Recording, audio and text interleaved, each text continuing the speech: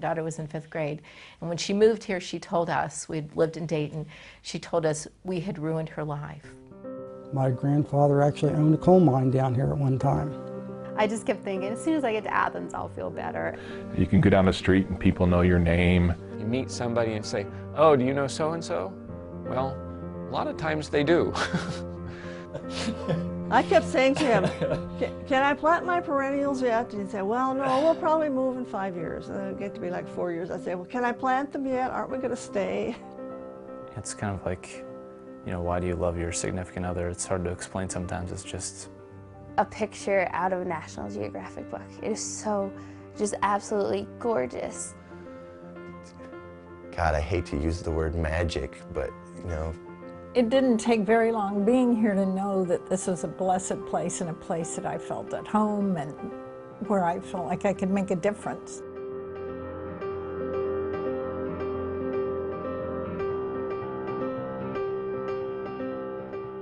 Flying over this region, you really get an idea of how the terrain has been so destroyed. In the fall time, you see the gorgeous colors, and then you'll fly along and you'll see a giant open pit. And we all live downstream. I don't like how the water's orange. Yeah. We've got over 8,500 abandoned mineland sites on the forest. If you don't have clean water, how can you have a healthy community?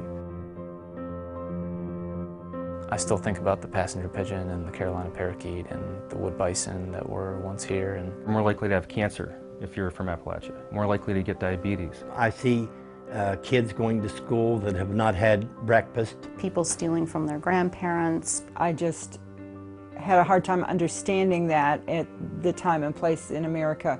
It was shocking to actually see it, especially my background coming from a less developed country. You know, young kids who come around and I watch them grow up and then they start thinking, there's not really a whole lot here for me. And a lot of times the response that they make to this is to just not hope so much. It's pretty hopeless, isn't it?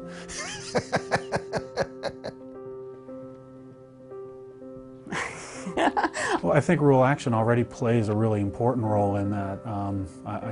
I like the fact that they focus on not just the economics of it, but also the environment and also the cultural.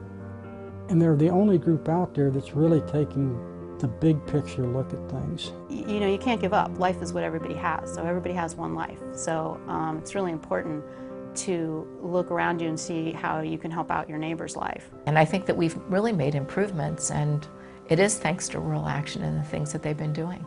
Raising the pH and lowering the acidity in the water, which is good for the fish. Now, if you go fishing, you know, might catch a Johnny Darter or a orange pumpkin fish.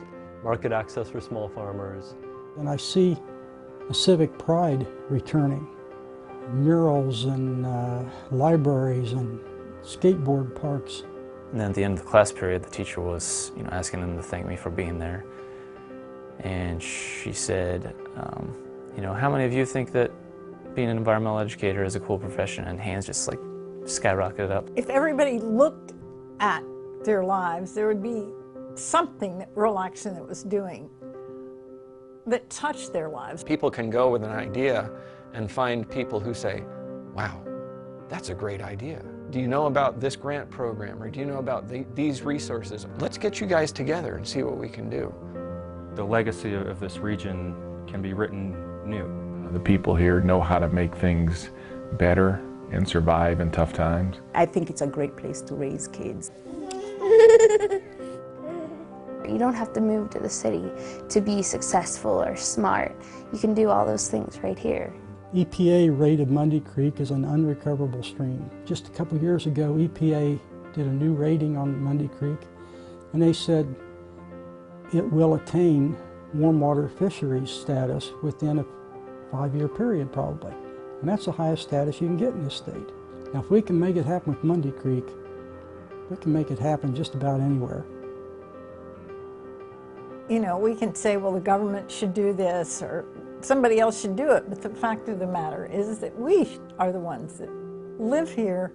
We can be that community that I think we yearn to be. And together, yeah, we can do that.